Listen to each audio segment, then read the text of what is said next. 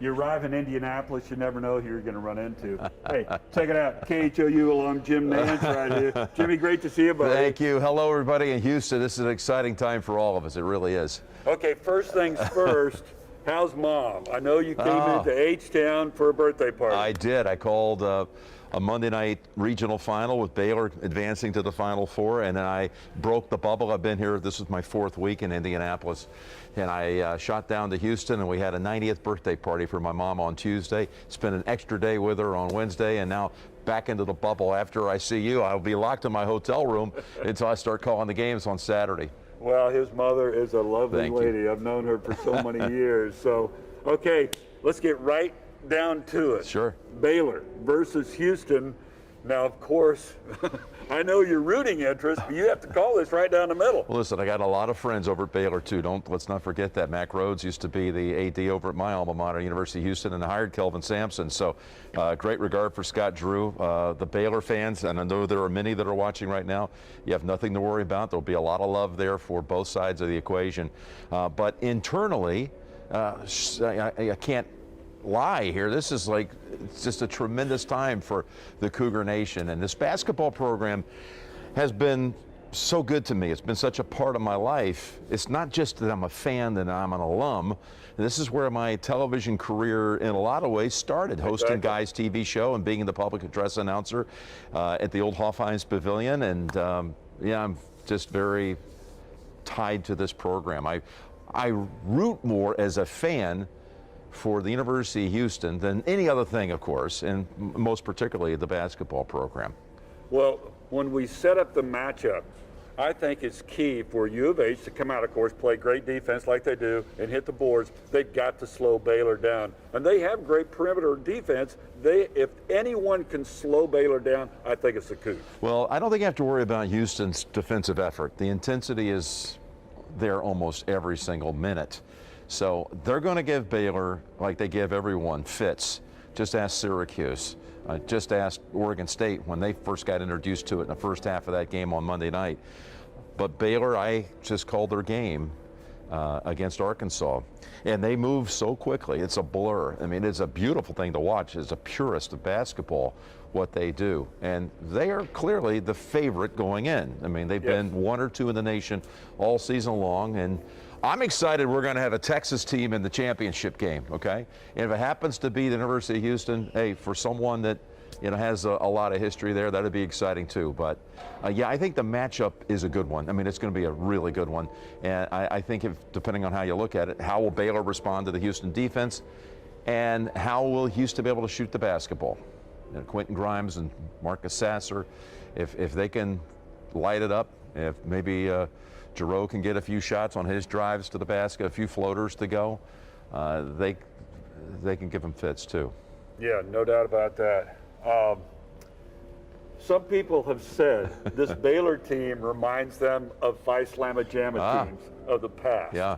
Now, I don't know if I'd go totally that way, but you and I are connected with Phi Slama Jama. So when you think back of all those great times, what comes into your mind? Not me sneaking you into the pit in Albuquerque.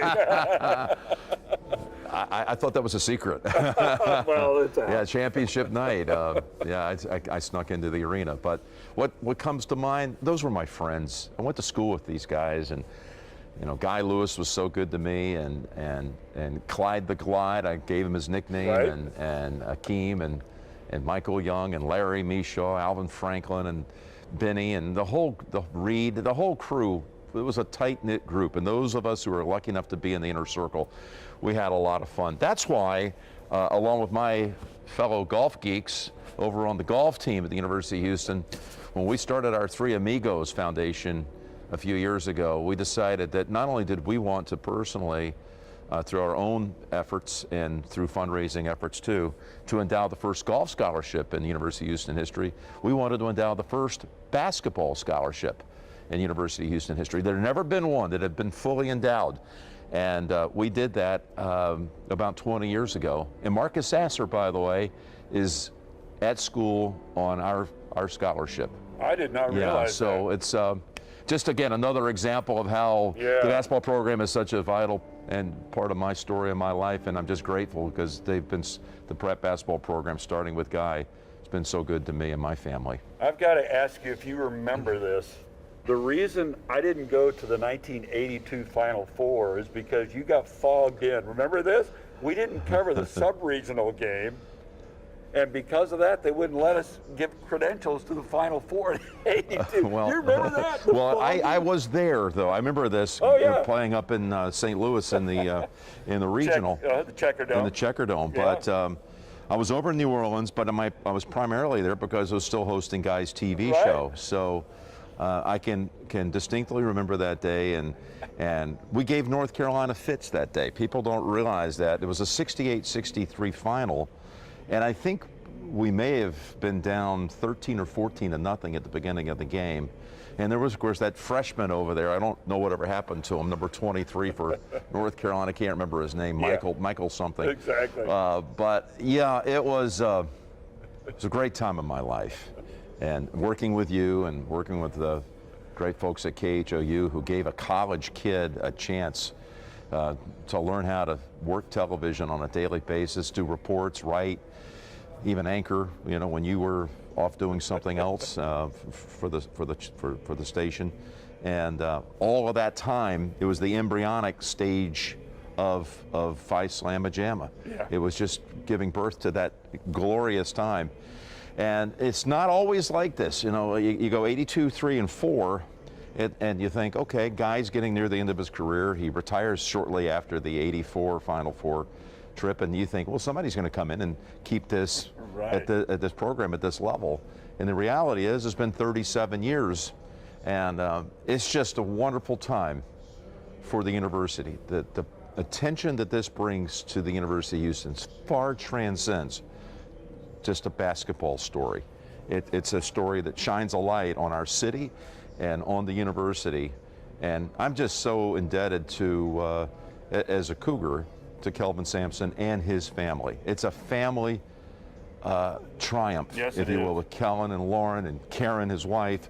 But to have a son and daughter involved so deeply in the success of the basketball program and what he's done to bring this work ethic and challenge these kids, you know, to get anyone to play defense at any level in any sport is not a very rewarding thing for a lot of athletes to get into.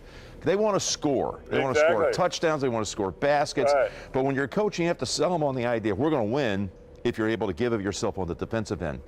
It sometimes could be a hard message to resonate. Well, Kelvin, his whole career has been able to get that message across.